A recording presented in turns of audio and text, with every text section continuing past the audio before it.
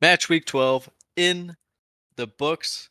Couple upsets that shifted some teams at the top of the table. Tottenham are now cold. They've lost form, losing at the Molineux.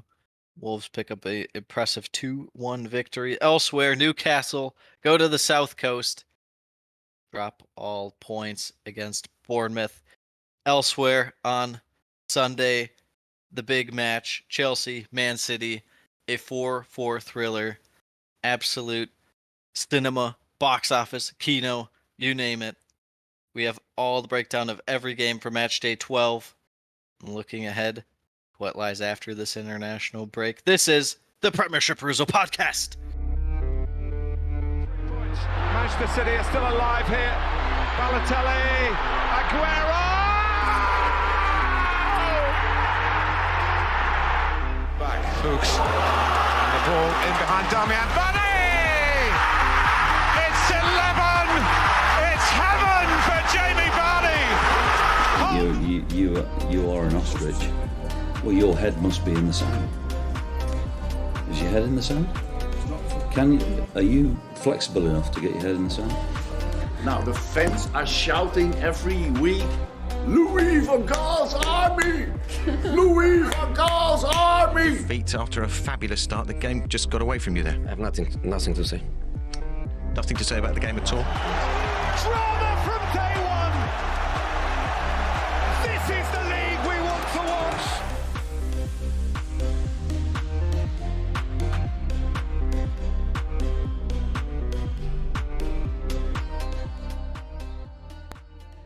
I love the What do you think about that emphasis one? there. I mean, that's Yeah. bringing the energy, my guy. I can feel it. He's cooking. I can feel it. He's cooking. That's I love like that video that's so like when much. you hit the freaking salt bay at the end of the meal. That's what you Oh no. you hit right. Oh, no. I actually never eat. I just do the Thierry Henry. I can feel it. He's cooking. You only smell the food. You don't eat the food. Yeah. Yeah. Respect. Yes. Well, this week Speaking- moved me, Sam. Match week Yes. 12 moved me in many ways. Oh yeah, many ways. Up, down, left, right, backwards, forwards, Diagonal, horizontal, diagonal, every which way. multi-dimensional, Mm-hmm. and it all starts off with some Wolves versus Tottenham at the Molineux. Yeah. Who would have thought? Who would have thought? Me. Not really me, but imagine if Wolves. This is what made me mad about this game. Imagine if Wolves would have beat Sheffield, Sam. They would have won 3 out of 4 games, with the fourth one being a draw against who they draw Newcastle. And there's a controversial penalty in that game. That's true. My predictions should be much better than they are, but it is what it is. We can't live in a perfect world. That's true, and that's what we love about the Premier League. Getting into this one, Tottenham coming in, a lot of injuries, a lot of changes to the lineup, Lots of injuries. lots of injuries. And speaking of changes, Brennan Johnson with the early goal. Kulishevsky finding the overlap to Pedro Porro, crossing to Brennan Johnson for a little Paparuski. 3 minutes in, Tottenham think they're smooth sailing after that. They scored too soon now. That's their problem. They really Scored too did. soon against Chelsea, scored too soon against Wolves. You don't want to score too soon. And for some reason after that, they're like, all Let's right, just sit back lads, and not do anything. why would we I don't know, need possession? To be fair, anytime they were in possession, it was a lot more kind of turnovers. Yeah, a lot of turnovers. And I think you're seeing that with, you wouldn't say it's all on Madison. I think a lot of people would pin it all on Madison. But Madison, with how far forward he gets and how dynamic he is around the box, he is a good connector, don't get me wrong, but he's not always back there. Kind of near where Højbjerg, Basuma, and Sarr really were in this game. It was definitely more of a defensive setup. Yeah. Now, don't get me wrong, it wasn't, terrorism ball like Conte last year, where it's just absolute carnage and terrible to watch on your eyes, but it definitely was more of a defensive setup. And Wolves actually just looked a lot quicker in this game, which I thought was kind of weird. Mm-hmm. Because you don't think of Wolves as like an overly athletic team, but they were just really on point with their passing in this one. I thought that this was by far the best game for like the João Gomez Bellegarde Yes. kind of pairing. And Lamina obviously has had 1 or 2 games before this where he's been solid, but all 3 of them this game, this was their best showing. Not even close. Mm-hmm. Yeah, Tottenham starting out. They had some retention of the ball, but really struggled to get it into dangerous areas. And then as the half went on, it was more so just like struggling to even retain the ball whatsoever. I And mean, it, look how defensive that midfield is. Their most attacking player in midfield was Højbjerg. Son did nothing this game because he's used to being far forward this year, and that's kind of how he was set up this game too. Mhm. So there's no one really coming back to get the ball. There's just no real connection. It was tough for the way Tottenham lined up, and Wolves going with a back 3, just packing the midfield. Really, Ait-Nouri and Semedo were much further forward than Yeah, the fullbacks have been when they have 4 at the back. Obviously. yeah, for sure. Uh, so Wolves grew into the half as it went along, but they weren't able to score in the first half. But then, second half, they continued on with their charge forward. I mean, pretty much everyone had a chance too. Yeah, Lamina had a couple. Um, yeah. Bellegarde had one blast. Wang Wang had a Hee-chan had a couple. couple. The only guy who Um, didn't, I mean, Cunha had a shot, but it should have been a lot better. He looked bad this game again. yeah, he did look rough. And then getting down to it, comes down to nail biting time. Wolves piling on the pressure. They finally get the equalizer. And that was just after Jose Sa made a big save on Lo Celso to Yeah, that was huge. Tip it tipping over. the shot over the bar. And that could have put the game to bed 2-0 right there. But instead, 90+1, Cunha whips in a ball to Sarabia, who just got subbed on. Nice control from him. A nice finish there. Yeah, you'll sit there and hear about 3-time manager of the month, Ange Postecoglou, Sam, and how genius he is for playing a high line and saying mate in the press conference, but you don't hear about Gaz subbing on Sarabia in the 87th minute. And what do you know, Sam? 90th minute, bags the goal. Brilliant. And then We need to have merchandise, and we need to have it just be Gaz. It's just Gaz's just face. Gaz. Yeah, Right on a absolutely. shirt. Yeah. And then late on into the deep, deep, dark depths of added time where Tottenham does their cooking. But it wasn't Tottenham doing their cooking this time. They got cooked. They give away a free kick in midfield. Wolves take it quick. Sarabia Did a plays little a great switch up. ball to no, the ball went out to He got played to Sarabia. Sarabia. Yeah, he ran it forward and then played it kind of through / crossed Yep. it in on the ground, and Lamina gets a foot on it to slot it far post. Yeah, Lamina with the outstretched foot gets the goal. Wolves in absolute euphoria. Gary O'Neill super hyped, running down the sidelines. Hashtag Gaz is my gaffer. Gaz is the man. Wolves He's the take home 3 points. The big huge victory. win. Very nice set of 4 games in terms of results, even though they got screwed. And well, we'll even give the Newcastle one to Newcastle. They for sure got screwed out of a draw with Sheffield. So they should be sitting, I guess they'd be in the same spot in the table. Never mind. Doesn't matter. But still, they could have had an extra point. Yeah, for sure, for sure. And this one, you have to say, just looking at the game, I mean, Wolves were the better side. Not For even a like question. in 99% of the game, other than the start of the Not game. even a question. So Tottenham just did not do anything with the ball, really. yeah, I think the possession finished like almost 60-40. But and I think it shows something. Wolves had definitely, like, I remember seeing the stats after. It was like 2 or 3 times as many shots and Yeah, shots on target. I, So I I think it shows something. A glaring flaw to Tottenham is that they have no depth. yeah, I suppose, but also they have a guy who's up for Player of the Year and he's like a top 3 candidate right now, and they just lost him, and he's clearly their main catalyst. But yeah, I suppose they don't have the best I mean, depth. just looking at like in defense, Well, you, yeah, I mean, Dyer playing this game was you something know, else. you're reverting back to guys like Davies and Emerson Royale. Hmm. Yeah. And then I in also attack, I'm just, Brennan Johnson, we'll see, but obviously it's a big downgrade on, James Madison or yeah, I thought he was fine this game. Part of that is just because he bagged the goal, but Son was nowhere to be seen because he's left on an island, and yeah. that's partially his fault, partially just the way Postacoglu set up the team. But Kulishevsky didn't do a whole lot this game either, so I think it just came down to the midfield is a bit too defensive, but they don't really have anyone with a sort of attacking prowess specifically other than La Salsa, who came off the bench. I guess Brian Hill a bit more of a winger slash can play in the mid. And Betancourt is just an 8, kind of like Hoiberg. So I find it hilarious every time Brian Heel gets subbed on.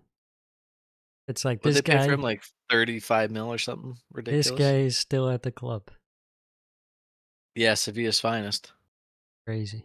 I mean, brothers out here looking like a Beatles cover band. He looks good. He looks good. So, Let's go to anyways, another team that looks good.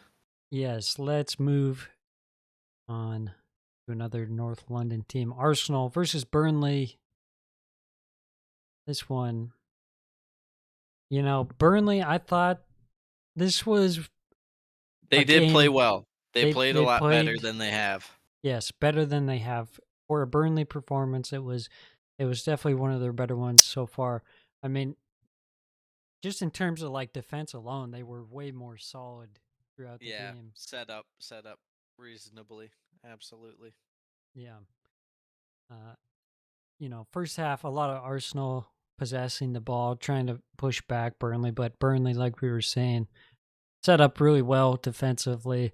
They didn't commit any stupid mistakes, and they were able to keep out Arsenal pretty much a whole half up until 45 plus one. Takalo hanging that ball up there for Mr. Leo Trossard. Super Leo Trossard. This guy, he does it all. He cooks. Fine fashion. I don't know why he's not. No, he should just start every game. Even though Eddie and Ketia can feast against the poor teams. Yeah, it's definitely a different dynamic, but Trossard has been very effective this season in his limited playing time. Yes. As always. Disappointing for Burnley there not to get to halftime 0-0 after playing pretty good half, I'd say. Yeah, absolutely. But they came out after halftime, responded pretty well. Yeah, they got the goal. They got Josh Brownhill cooking. Yeah, it was actually like a decently capitalize. worked play too. It wasn't like just completely out of the blue. Mm-hmm. Yeah, they But were actually getting some decent attacks going forward there, scoring with that one. But it didn't last very long. Big Willie Saliba posting up from a corner, just like completely unmarked. yeah. Yeah, both goals for Arsenal in the second half off the corner. Yeah, it was very strange because it was like Arsenal were pretty much just playing to get like corner kicks the whole time because that's when they looked the best. And that leads into the second goal. Another one from a corner. This time, ball falls to Zinchenko, who goes Karate Kid. It kind of reminded me of the Kovacic goal when he was at Chelsea against City. You remember that? A couple years ago, where he's like outside the box and just like kind of like midair karate kicked it, and it went like kind of sailed and went upper 90. Yeah, a little bit. I'll send it to you after this. Reminded me of that, but it was nice. Just after we were trashing them. Coach's kid gets on the Yeah, score sheet. it was about time. Yeah, truly. So Arsenal hold out there 3-1, pick up all 3 points. Burnley, you feel like this result maybe a little It was pretty fair. They tailed off towards that, but they did tail I just off. didn't notice. I just haven't noticed Burnley like being this bad on corners. So I don't know if it's Arsenal good or Burnley's taking a turn for the worse on set piece defending. Yeah, That'll be interesting to see going forward. yeah. I think Also, when is Kai Havertz being loaned out? he's going back to Chelsea.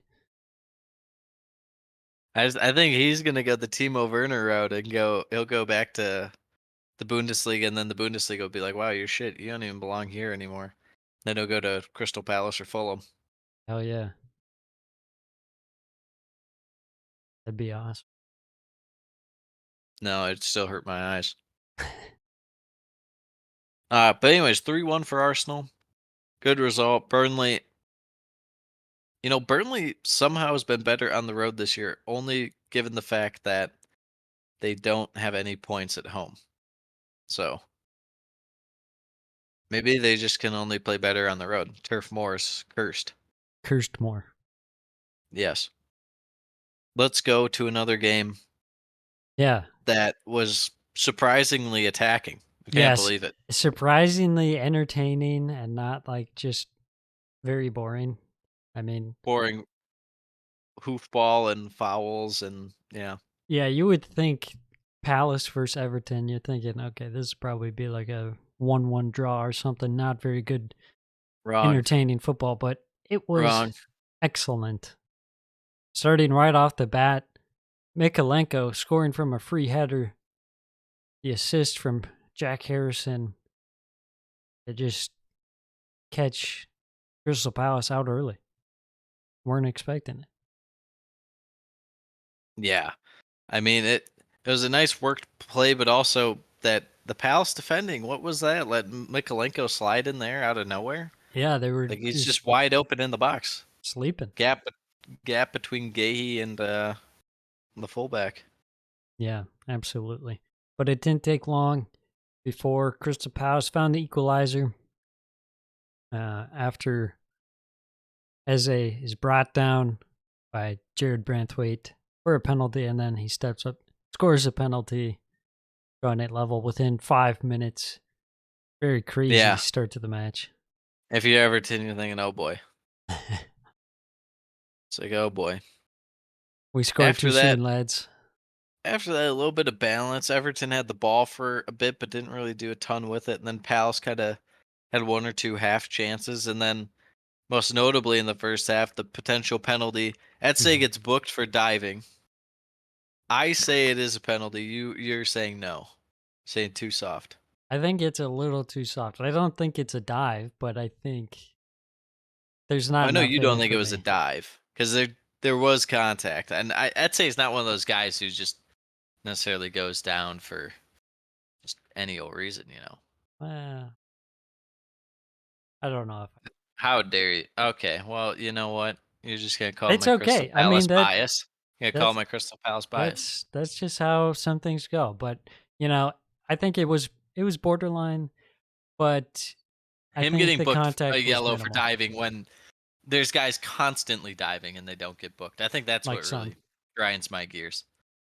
Like Son. Like who? Son. Son? Oh. Yeah. Yeah, I'm thinking. I was trying to count how many Man City guys, but then you're out here naming Tottenham players, so Bernardo Silva. he's number one. He's definitely number one. Yeah, he is.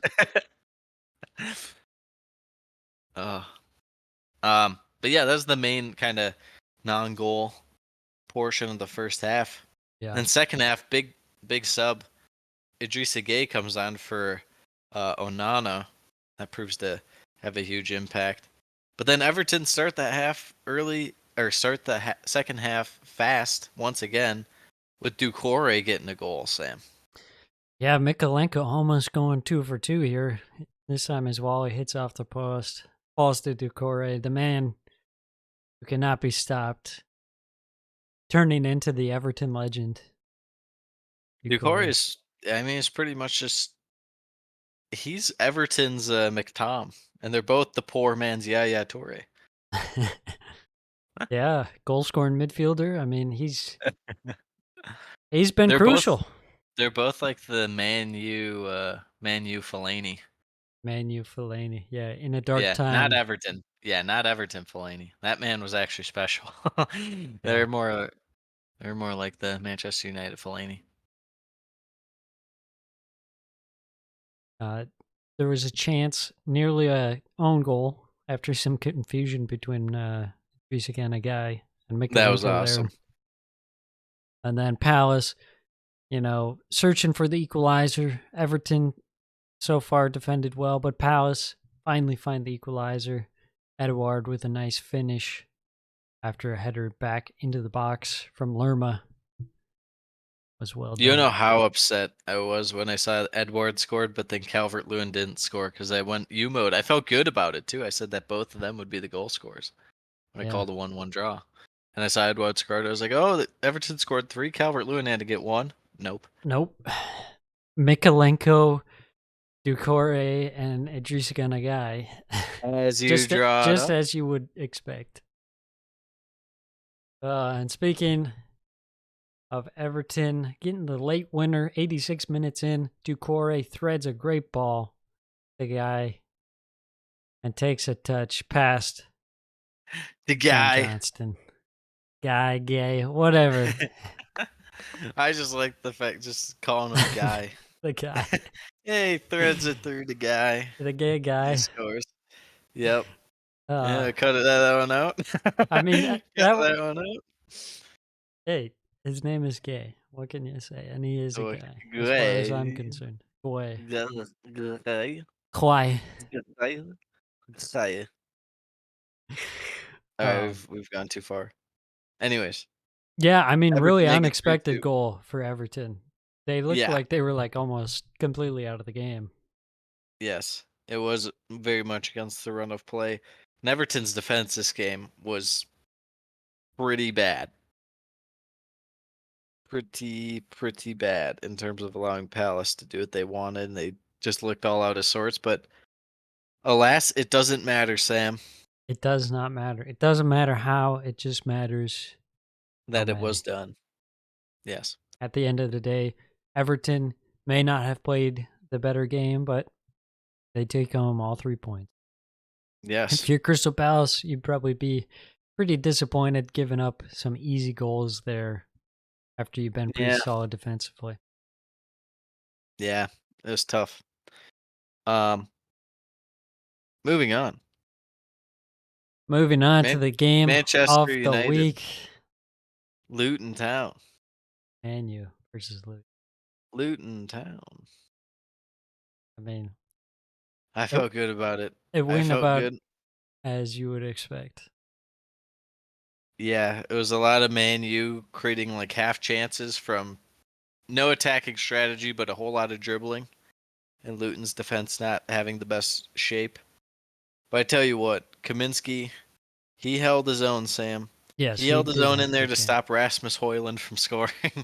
And then Mhm. Rasmus Højlund did the rest in terms of not being able to score. That's true. Yeah. Yeah, Kaminsky, this is probably his best game. I mean, he had a chance later on in the first half, too. Garnacho kind of getting in behind. Came out and smothered that one, too. Luton had a decent chance, 36 minutes in. Carlton Morris from the header, but Onana made the nice save. That was kind of their big chance. I would say probably throughout the whole game, to be honest. They didn't really have much cooking, unfortunately. Used it all up against Liverpool. But that's how it goes sometimes. Yes. Yes, it does. Went into halftime 0-0. Then second half, United getting the goal 59 minutes in after Luton failed to clear from a corner. Rashford's shot is blocked. Falls to Lindelof. It was just crap. Well, no, there's a little bit of passing and stuff, wasn't there, on that one beforehand? Or no, that was before the initial attempt was blocked. You're correct. Yeah, I mean, Before the Rashford one. Luton should have cleared the ball. I think that's That's the Yeah. moral of the story. I think the thing about Luton that kind of frustrated me was like late first half, they looked pretty decent in terms of getting chances and kind of having some attack. But other than that, there's like 10 to 15 minutes late first half where they looked fine, and then the rest it was eh. It just Yeah. wasn't going. They didn't have the magic. They didn't have the special They didn't. sauce of Ross Barkley and Andros Townsend. Well, Senior out Andros there. Townsend needed to hit that banger. Someone, I don't remember who it was True. on Man. You gave the ball away, and it was Townsend edge of the box. He just curled it right at Onana. Yeah, that's I mean, what it's Onana supposed to made be. saves in this game, but there's probably only like really one good one. Yeah. But hey, I mean, he's been letting in the easy ones, so good for him.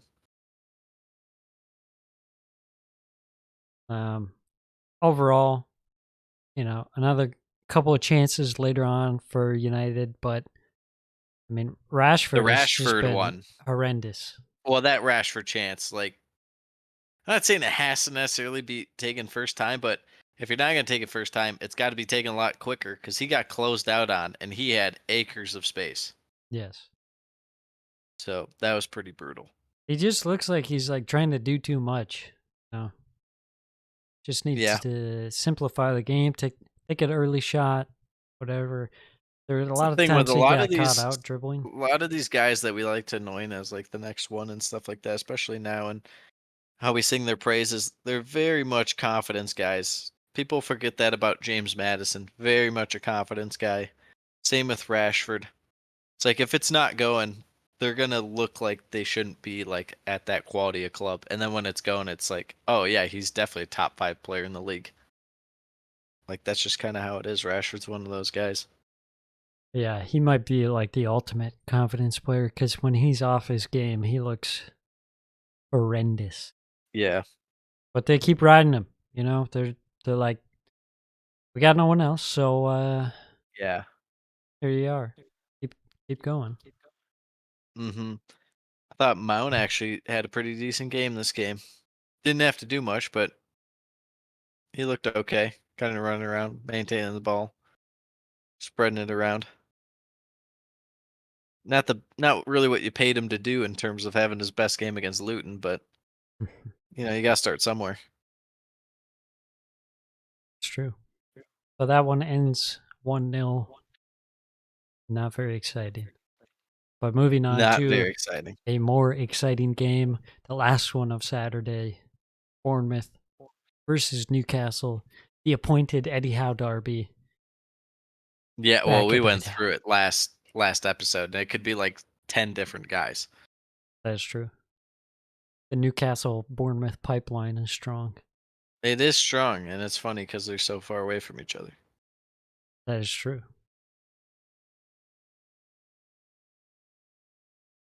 Yeah, starting off this one, Bournemouth looking feisty early. Getting into Yeah, the I thick of think things. Bournemouth were like, this was like Newcastle. Somehow we talked about like teams being able to break Bournemouth's press and whatnot, and that just leaves that huge gap between what should be Bournemouth's midfield and Bournemouth's defense. But Newcastle really kind of struggled to break that this game. I mean, no one on Newcastle was up to snuff except for Nick Pope, really. I thought everyone kind of looked poor. And the whole Kieran Trippier blaming on injuries and stuff, it's like, you guys know you paid 35 mil for Lewis Hall, right? Like these guys you have out here, other than like Lewis Miley, Mm-hmm. it's not crazy that Fabian Schär, Lascelles, Longstaff, um,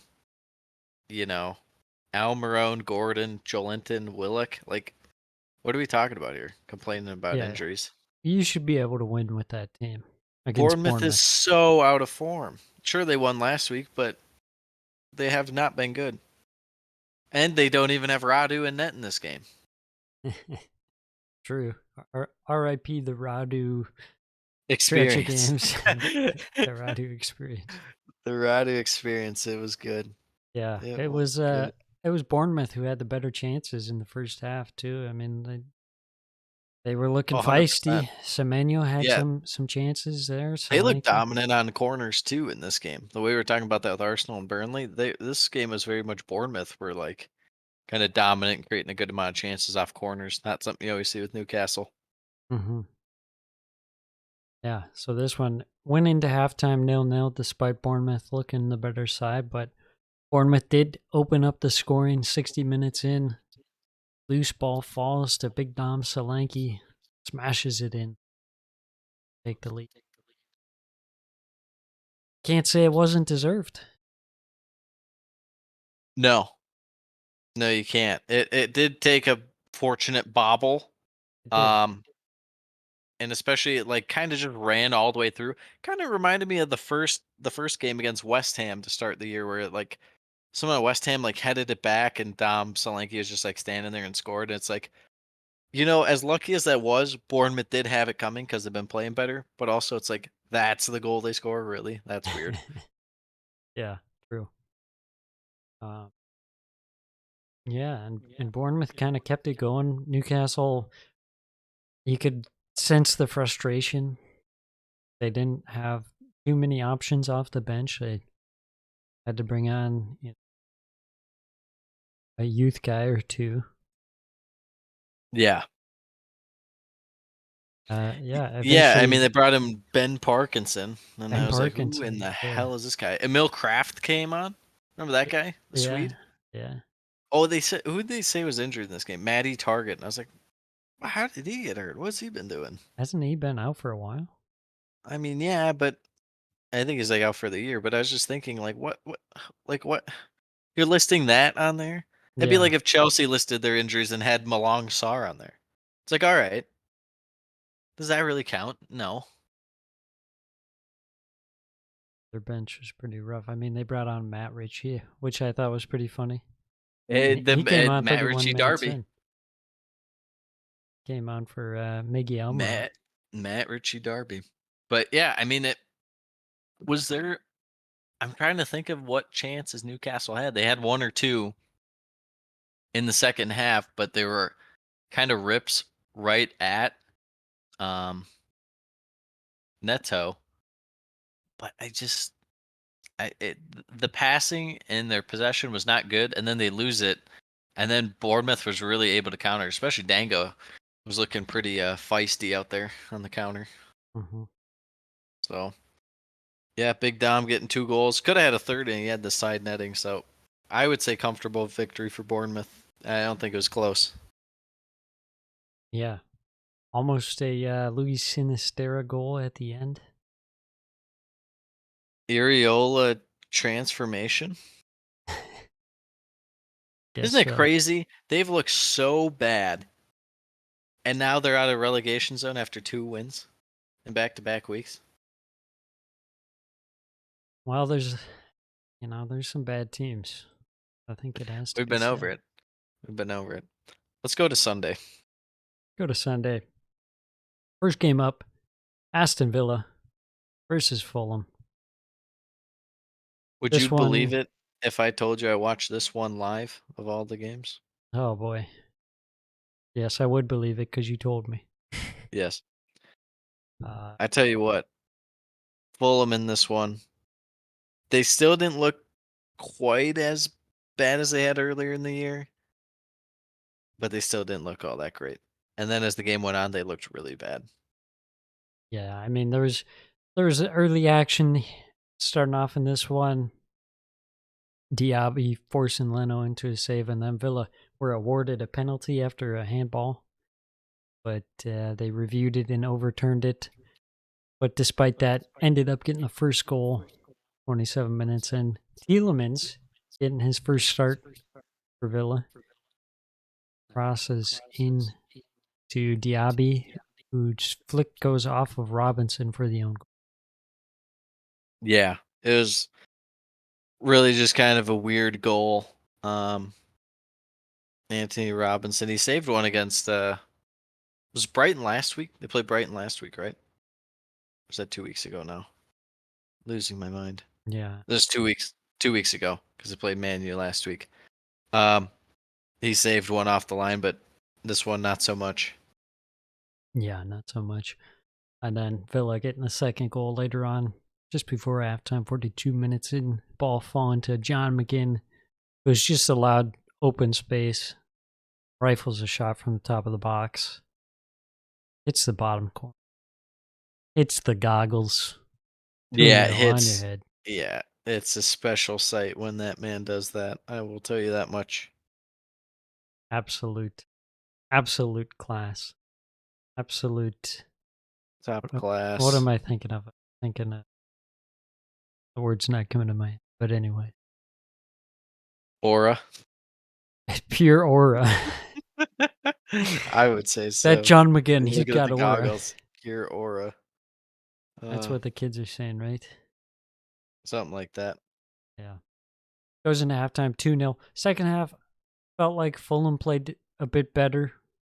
They had some chances at the start. Raul Jimenez had a chance tipped over. Yeah, that was a good save. Onto the Must post. be said. Yeah. Must be said. And Willian had a chance that went wide. But then Villa get the third. Leon Bailey coming off the bench makes the instant impact. Links up with McGinn and finds Ollie Watkins for the goal. Ollie Watkins. Fulham grab a consolation after Robinson gets in behind the defense. Raul Jimenez. Yeah. Well, I think, what do we call before the year? He would have like 1 or 2 goals, if that. This Said was he the might goal. not score one. Yeah. I didn't feel good about it. It was a little worrying that Villa kind of dropped off, but I mean, it wasn't that crazy. Fulham still just did not look good, and it was pretty comfortable for Villa for the most part. Yeah, I think that about sums it up. It was pretty comfortable for Villa. Mm-hmm. Yes. All right. Moving on. To Brighton. maybe the more unexpected result. I can't believe it, Sam. I can't. I'm just glad I didn't bet it. Sheffield are cooking. I was gonna bet it. I tell you what, Brighton opened them up early. Adingra, he was cooking. They pretty much walked through the Sheffield defense, and I was thinking, Sam, yeah, this is the get right game for Brighton. And I tell That's you what you what, think, but it turned out to be the scored too soon. yeah, it absolutely was. Ingra, nice 1-2 with Buonanotte. Yeah, you're thinking, okay, here we go. Brighton, they're back to their cooking ways. Yes, say not so fast. And in the rest of the first half, they were still cooking. They had chances. They were creating chances, but the problem was they weren't finishing those chances. No, they were not. That's what it all came down to, is they didn't capitalize on their chances that they had in the first half, and they paid for it later on. I mean, they had some chances. Ansu Fati had a good chance. Webster, free header from a corner. Buonanotte had a chance. Billy Gilmore almost ripped a freaking insane volley before halftime. He was cooking this game too. He looked real good. Yeah, I mean, they pretty much had Sheffield on the ropes, but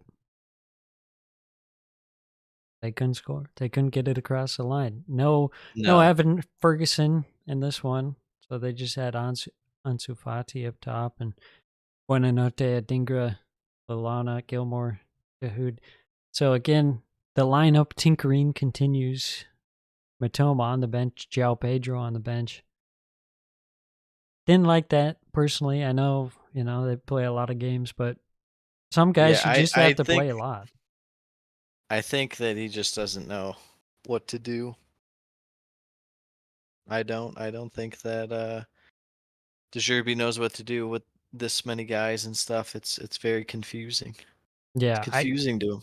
And I think their success last year kind of lulled him into like a false sense of security, thinking like, oh, you can just play anyone and we'll be fine. Yeah. It's like, nope, not quite. Not quite. Not quite. So this one goes into halftime 1-0. Second half, there's a possible handball towards the start of the half, not given. Like that was a correct call. And then, Matoma was cooking after coming on. He had a chance saved by Wes Fodringham. And then a big change in the game. Dahoud sent off. Dahoud red. The red, get him off. I mean, pretty clear-cut red card. Yeah, there's nothing to say. Not much to argue about. Sheffield United capitalize on the opportunity. Jared Bogle puts a cross into the box, turned in by Webster for the OG. Yeah. Oof. Brutal. Rough go. And Sheffield, they kept going.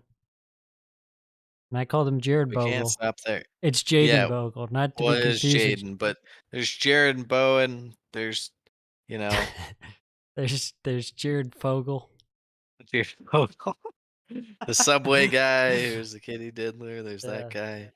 Not to be confused with Mr. Bogle. Jaden Bogle. He had a chance. He dragged wide. Could have got the winner. Real missed opportunity there from Brighton. Dropping points again. They're struggling. They absolutely are. What else is there to say? I don't know. They of all teams might need to be. This might be on next week's pod where we kind of power rank what teams need the international break the most, because they might be like top 3. They need to get their shit sorted out, because this is not the Brighton we've seen last year, and we've seen this movie before. Same, you keep on this track, and I know you might be saying it's early because they're still in Europa League and stuff. You keep on this track where you're kind of just you plateau. Then eventually the decline starts, Sam. That's all I'll say. We won't go any further. But, I'm getting at 3-4 years down the line. You're like, oh my God. Remember when Brighton was like in 6th? Yeah. And And 5th? then, especially with the European competitions, it can. Leicester was in the Europa League like 3 years ago. Yeah, it can get out of hand when you're playing so many games.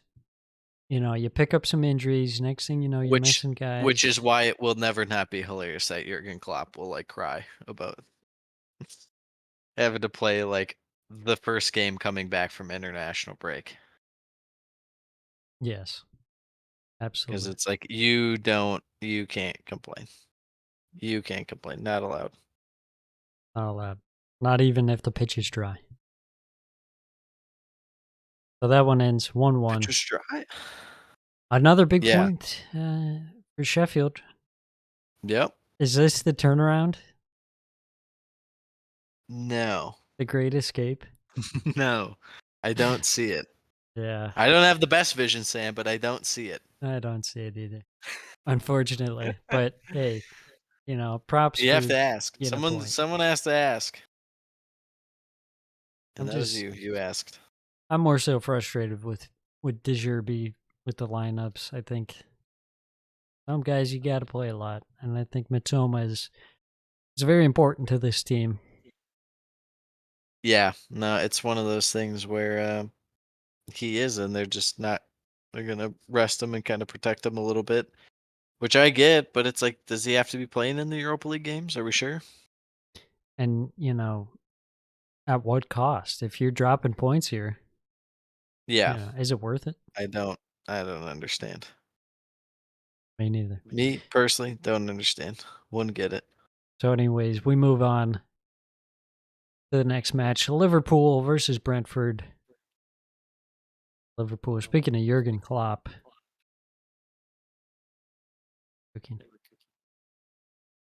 Yeah, they were. Yeah, they were. We had a feeling, well, mainly you. I said Liverpool would edge them out, but you felt like this was a nice spot for Liverpool to kind of dominate Brentford. Did I say someone was going to score 3 goals? Is that this game?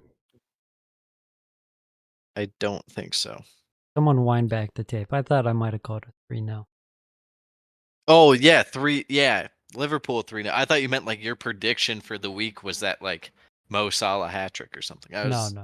Sorry, yeah, I was under the wrong impression. Yeah, this one was Liverpool just dominating, slow start, didn't really phase him in this one quite as much. It's pretty much like I pointed out the fact, and it only lasted for another like 2 or 3 weeks, and then they're like, okay, we won't do that anymore. It's like, oh, okay. Yeah, I Mo thought it. Salah thrusting himself into Player of the Year conversation, Sam. Oh, for sure. He pulled out his little afro and he put it on the table and he said, "Hey, I'm still here." It's floofy. Yeah. Full floof. Yeah, this was a interesting game. I was surprised to see Brentford try and go kind of blow for blow with Liverpool the way that they were playing so open. It seemed Yeah. like that was just kind of a bad recipe. I mean, there were some warning signs too. Darweezy Habibi had Oh two man, chances, he's which he was incapable of offside. yeah, he's incapable of not just blowing chances at this point. Like I don't know what he's doing.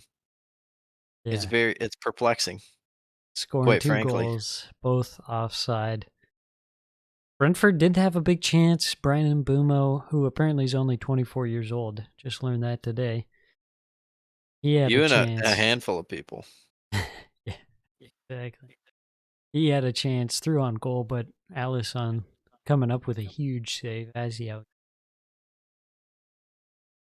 That's what he does. He does his quiet work. No one's gonna talk about that save, but I'll talk about it because it was important.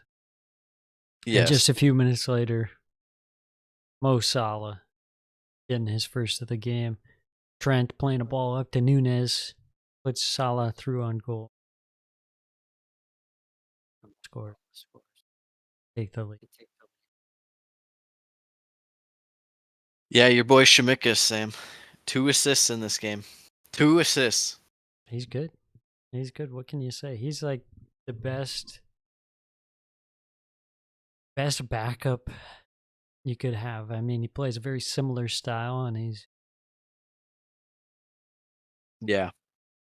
No, he cooks to say the least. he's another guy that people kind of Sleep on. sleep on a bit. But anyways, goes into halftime 1-0. Second half, possible red card challenge from Endo. What were your thoughts on that one?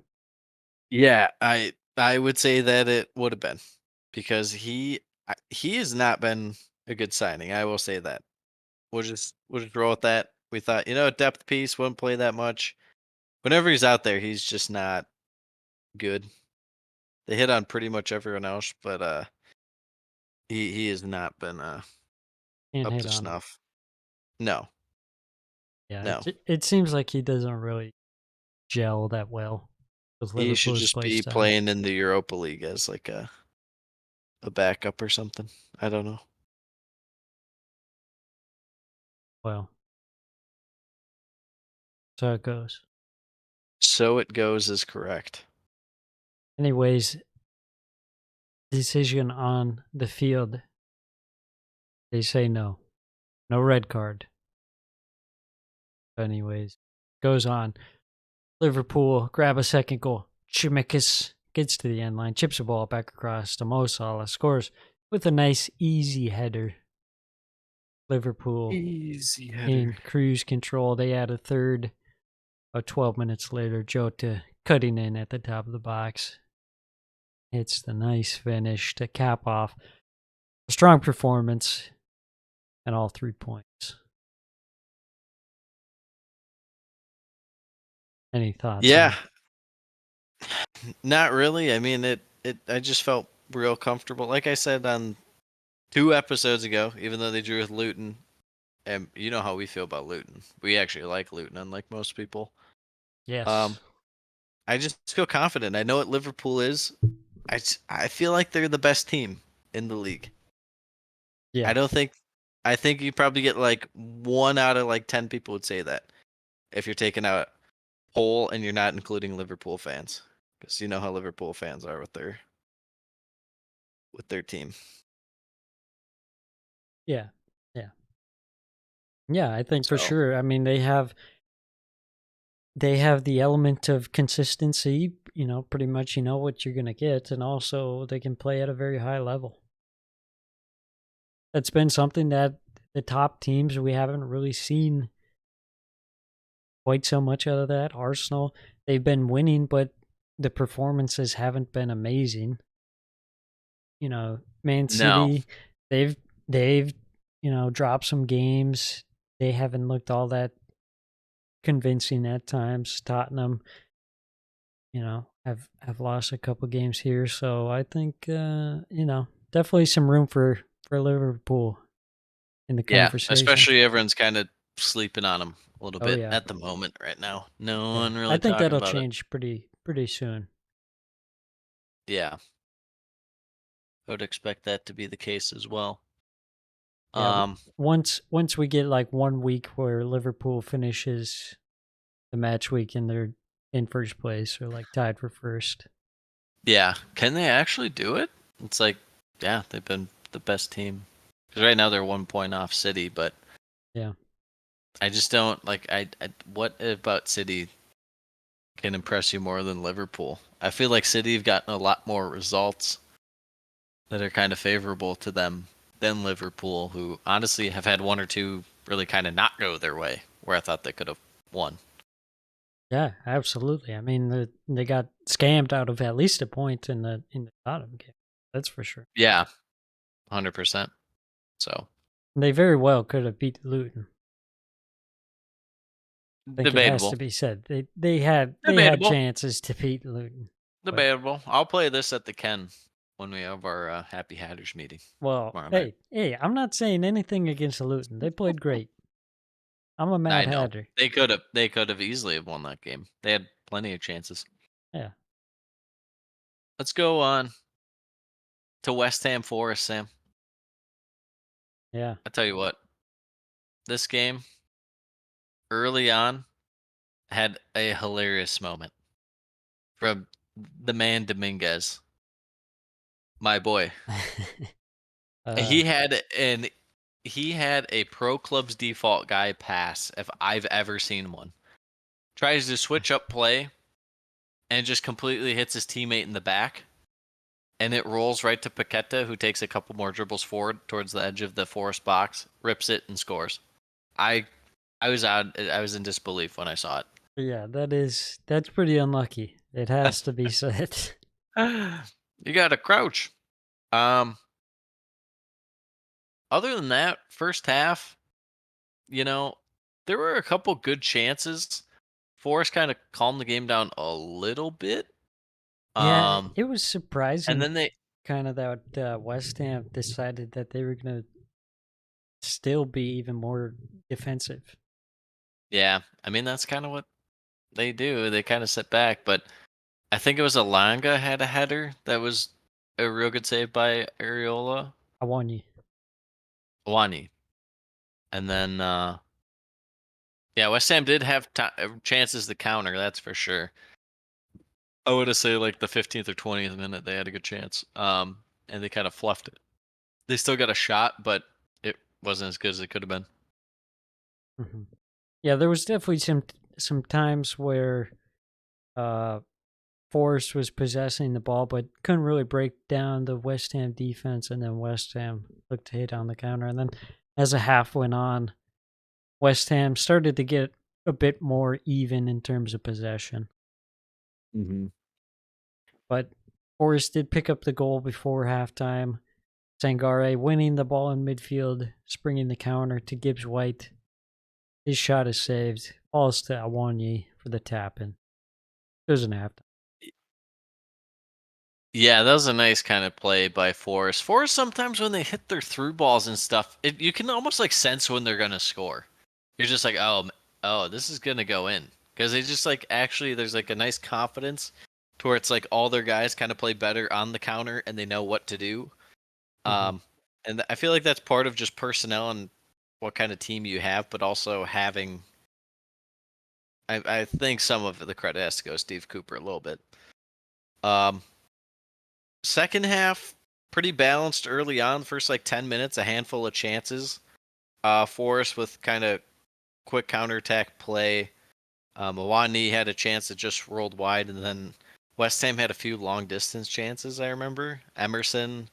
I think Ward Prowse had a free kick that like hit the top of the net, but it was mainly the highlight came when was it Alonga scored. Yeah, it was Alonga. I remember because he took his shirt off.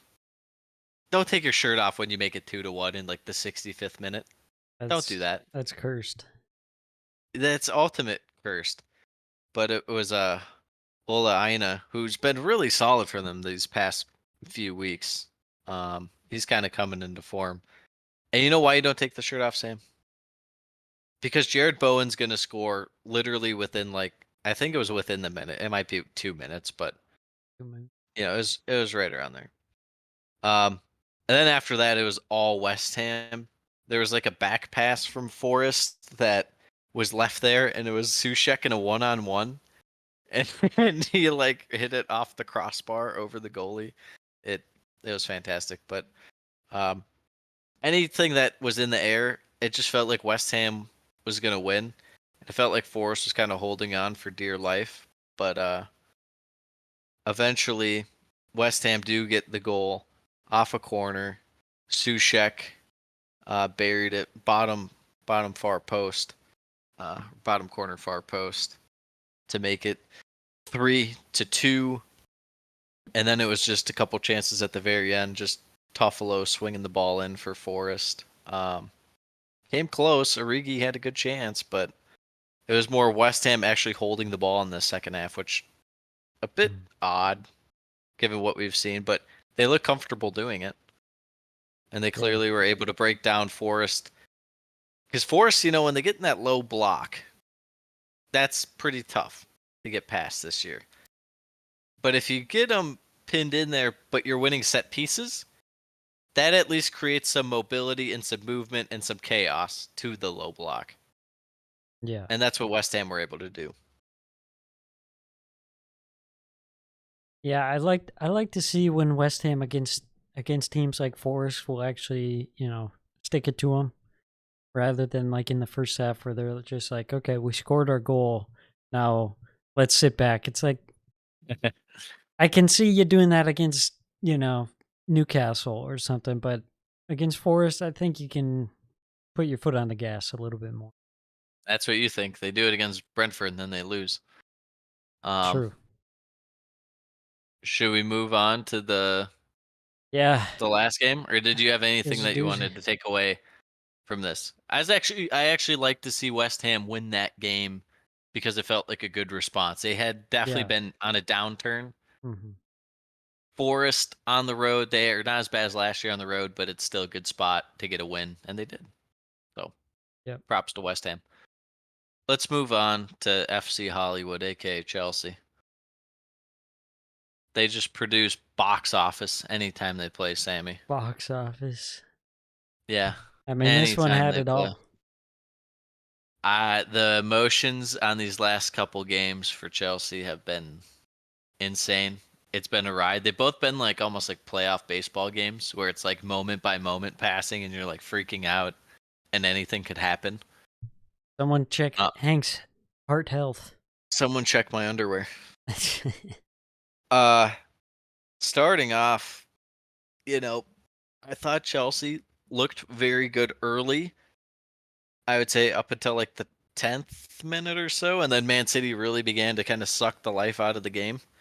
But Chelsea is able to break. I was surprised. I don't know if lazy was the right word for City, but this is what I mean when people were just penciling in City, be like, oh, they'll be good. Sam, they'll be good no matter what. It just doesn't feel like it's one of Guardiola's teams. It feels like they have, like the personnel doesn't quite match. Mm-hmm. Given what they've had, having guys like Gundogan who know what to do, where to be and stuff, there's just times where one or two guys are completely out of position. It's very unmanned City-like. Yeah, for sure. For sure. And when Chelsea are able to kind of, not necessarily counter against you, but win the ball off you in midfield and immediately run, like that doesn't happen with Pep teams. Yeah. So should we get into controversy. let's get Yeah, a into little the first moment of controversy. controversy. Penalty awarded to Man City. It was really out of nothing. No one in the stadium knew. No one really reacted to it. The announcers didn't even react to it. And they're just like, "Oh, we Anthony Taylor's called for a penalty." And we watch, and it's clearly just both guys jostling. Mhm. You know how I feel about when it's dumb defending. Should you be doing it? Should you not? So I can't defend Kukurea from that standpoint. But Erling Haaland is so much more massive than Kukurea. He's pulling on Kukurea's kit, and he's just tipping over. Yeah. I don't know how you give that. Yeah, I agree 100%. I mean, this brings up the question of, what's even the point if we're calling these stupid, obviously there's contact on both ends, like you're saying. I Jostling, mean, yeah. if you see that shirt pull from Holland on Cucurella, I mean, you got to say, like, okay, well, we can't call this a penalty because he was making contact too, and obviously Cucurella is a lot smaller, and Holland just kind Yeah. of fell over. I mean, it didn't look like there was, like, a real. And then there's a VAR review.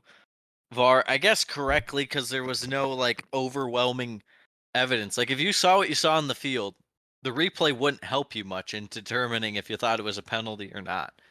You just kind of think it is or it isn't, you know. Uh, so I guess they got it right in not sending him to the monitor and just saying, "Yeah, we stand with this call. It is what it is." Holland steps up, slots the penalty, makes it 1-0 to City. And then Chelsea respond right away, winning a corner.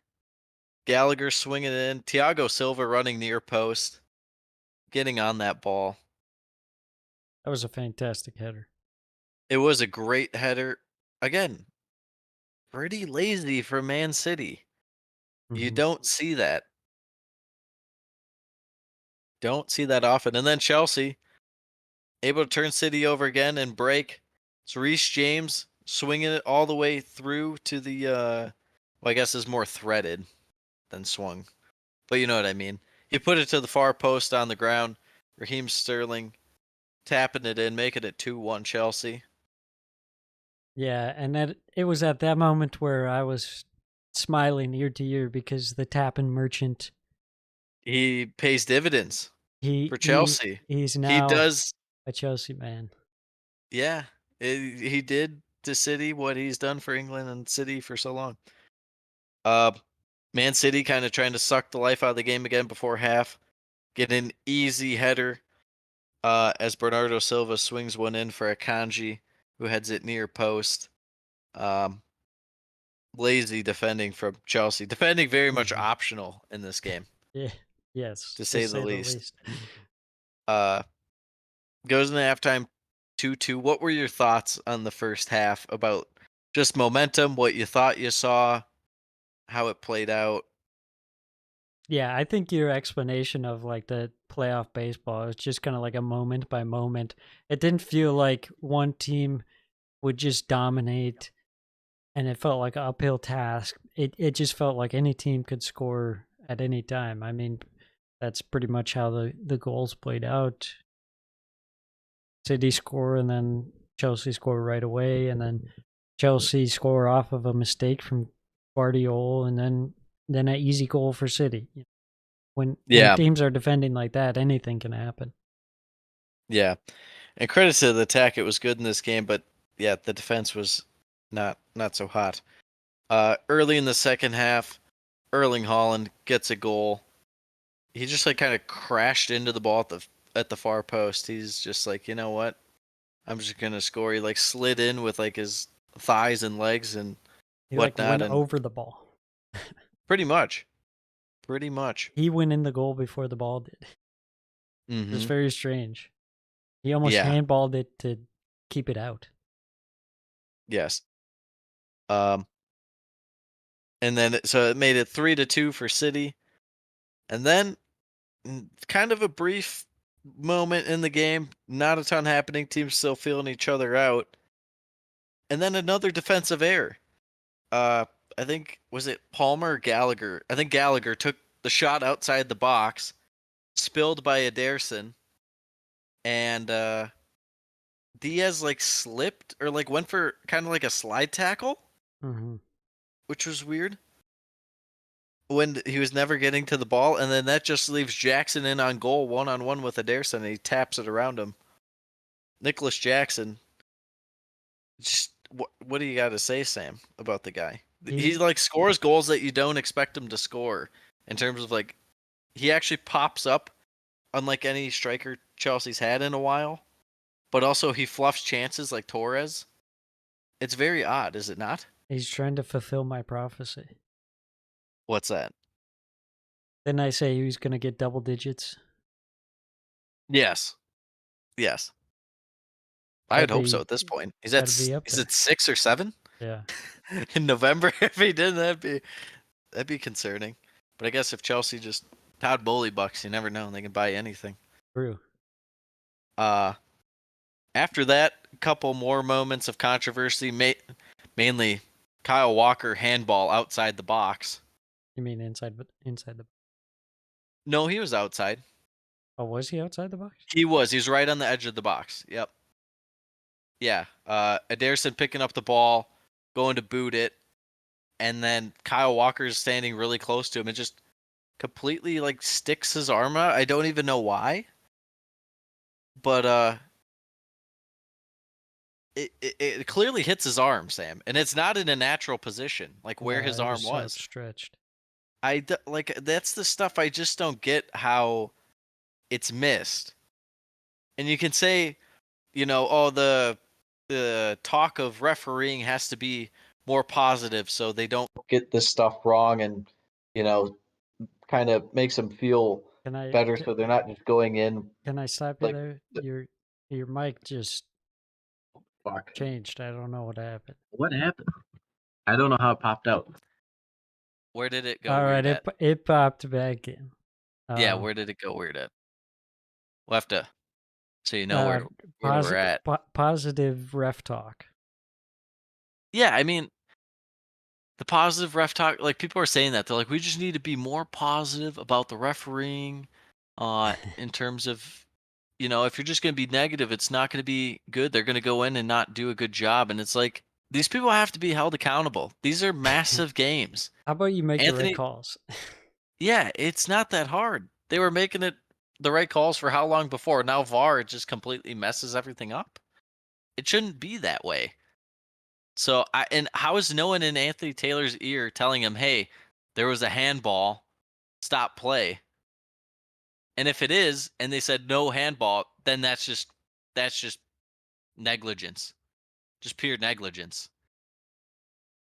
I don't understand. I don't.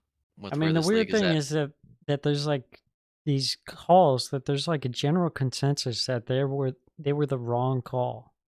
It's not like there's a bunch of like 50-50 calls that are like, controversial that are going one way or the other. It's like, no, these are just like all wrong. Like how can you be getting this many calls just wrong? Where everyone watching the game is in just unanimous agreement. Yeah, exactly. Being like, yeah, that's not the right. And the refs will sit there and they have the VAR release things and they're like, yeah, nope, that's good. Yep, check complete. Yep. Nice, like, mate. what? Nice. Yeah. Looks nice. Looks fine. Unbelievable. And then near the end, City think they've won it. Rodri with a blast. Little kind of sloppy play from Chelsea, not to close out, but also huge deflection once again, costing Chelsea. Last week it was the Kulishevsky goal. This week it's the Rodri goal. What can you say? Rodri comes up big. That's what he does. That one, it just felt like, of course, it had to be freaking Rodri with a deflected goal, Yeah. Of course, that's how it's going to end.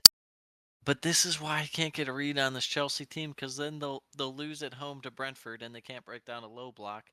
But then they'll come back to draw against Man City and Liverpool at home out of nothing. Chaotic neutral. Chelsea win a penalty. Broja gets subbed on. huge sequence. He has a lot of pace that kind of tests that back line, and he ran in behind. He got a good got in a good position, low cutback, great poise. Diaz comes sliding in the wet rain like he's not going to go further than normal. Takes out Broya. And who is it? It's Cole Palmer steps up, slots it against Dude. his former team. That penalty was ice cold, Yeah. insane poise from the young man. The whole Man City coping of selling Palmer right now is honestly incredible. Hank feeds off of it. Well, yeah, because these fans think that City does everything right no matter what, and it's like, teams get stuff wrong every once in a while. It happens. Mm-hmm. But they just can't admit it. And also, people are very upset, not very upset, but very coping in terms of Palmer not being a huge influence on Chelsea, saying, oh, he's a pen merchant. And it's like, I don't think you're watching the games. I truly think don't. so. Chelsea He's been are excellent. so bad without that guy. Whether he's on the wing or central, they are so bad without him. It's truly incredible. Yeah, for sure. So there's a reason. I think he got called up to England now, right? This week? Pretty sure. I don't know for sure, but I thought I saw something about that. Sure. Which it's about time. Given how he's playing, well deserved. But it is what it is. Chelsea 4-4. I mean, how often do you see a Pep team and a Man City side concede 4 times, Sam? Yeah, Not often. That's a good question. When was the last time they did? That's what I'm telling you, man. I just don't have faith. People are penciling City in to win the title. Right now, I think I don't know the futures and stuff as far as betting, Mm-hmm. but I feel like the value's on Liverpool right now to win it. Oh, it has to be. And depend, because I'm gonna pull it up here, just so we can look at this. Let's do.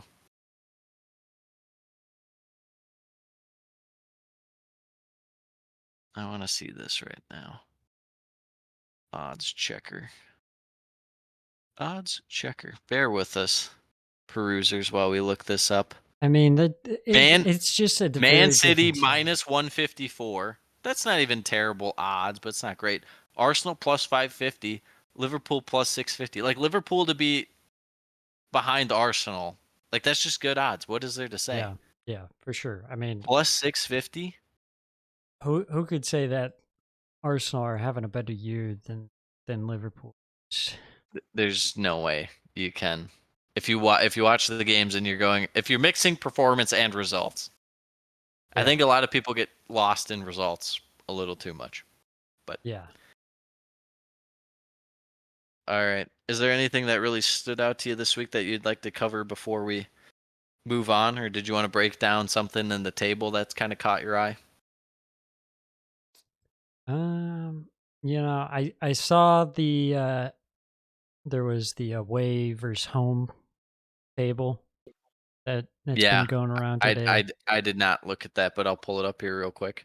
There's some I got it right now. funny things like Everton. They have a big difference. Yeah, Everton's in 5th, Chelsea's in 3rd. Crystal Palace, for some reason, are really struggling at home this season. Yeah. Palace, Everton, and Chelsea not doing so hot at home. Burnley, like I said, has 0 points at home. They're minus 14 in 6 games. Yeah. It's kind of funny just when you look at that, like, you wouldn't quite expect that, but. Can I read you something here real quick? Yes. Luton's minus 3 and they're 19th in a home. Man U's 8th and they're minus 2 goal differential wise. That's funny. It is what it is. Can we talk about the Manchester United title charge? Oh man, with their people are really. Can they give Ten Hag Manager of the Month for November? Can they just for? Dude. I would. I would lose my mind. It'd be so awesome. I would love it. That'd be our second T-shirt. First is Gaz is my gaffer. Second is Ten Hag Manager of the Month. Yeah. for grinding out 1-0ers against Luton and Fulham. Ten Hag's the guy. He truly is. Oh man. Yeah, and they play Everton to cap off the month. Beat Everton 1-0. Luton, Fulham, Everton 1-0 wins the manager of the month. I hope so.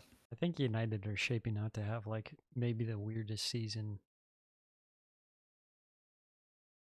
Well, I Like tell you they're what, so bad, but when they come back, they play Everton obviously, and then Newcastle, Chelsea, Bournemouth, who are looking up, Liverpool, West Ham, Villa, Forest, Tottenham.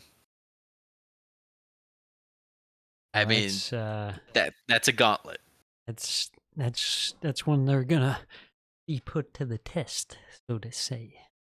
so to speak. They'll grind out results. Ten Hag is using voodoo, black magic. I'm convinced. He's selling his soul by the minute. Is there anything that changed at the bottom of the table? Do you still feel like, the teams that were going to go down last time we talked are still going to go down, or no? I guess I'm really, th- really does open to does the idea of Bournemouth does Fulham Bournemouth being in there. change? I mean, No, I don't think so. I don't think you can say yet. You can't be like, okay, yes, Bournemouth, they're back, baby. No. like, No, you more can't. They're likely a looking blip. up after 2 wins, but still, it's, Yeah, Fulham. both home victories against, Newcastle, a little injured, but still, a formidable side. The Burnley game does nothing for me. I just don't have faith in that team. So True. We're like one Marco Silva blow up away from freak out. Yeah. Him being Fulham out, being and then we're relegated. full. I want to look at relegation odds. I will be sending you relegation odds tonight. That's what I'll Yeah. be doing. And it will be like, ooh, Fulham's plus 300. I'd be like, yes. And now I feel great about Sheffield United because they are now cooking. Are you feeling great about No, that? I don't. Good. Good. I feel worse about Brighton. Like, Is the cutoff? Is this the year cutoff? frustrating me. Yeah. I mean, they're hanging around 8th, so you never know. They could. The one thing that we have coming up after this international break is you better have your shit ready because there's not going to be a break for a while. So you better gain form now. This is the best time. This is like the Southampton time when they'd gain form, and their best form of the year would be when they have like 10 straight games. Yeah. And it's like this, if you do want to have good form, this can make or break your season. That's when you got to be peaking. Yes, exactly. So, do you still have like Forest, Everton, Palace is the cutoff for going down, or do you still feel like Wolves and Palace and Everton can kind of creep in that? Because we talked about that last pod too. It's like, do you realistically think it's going to be like where 8 teams can go down again, or you think it'll be more like normal where there's like 5 that can go down? No, I don't think. I think Crystal Palace is probably the cutoff. Maybe Everton, yeah, that's what I think too. I can't see it going past that. You're getting into Wolves. The way Wolves are playing, no chance. Even Forest, the way they're playing, I'm feeling pretty decent about them, even though they're only 1 point ahead of Fulham. I just feel better about them, even though they can only get points at home. So, okay. All right. Well, that was another fantastic episode of the Premiership Russell podcast. Absolutely. Next week, international break, we will be cooking up a narrative podcast. Lots to talk about, as you can imagine. So, Yes, sir. all right. Signing off. Until next time. Keep on having. Adios. Keep on Mis bruising. amigos.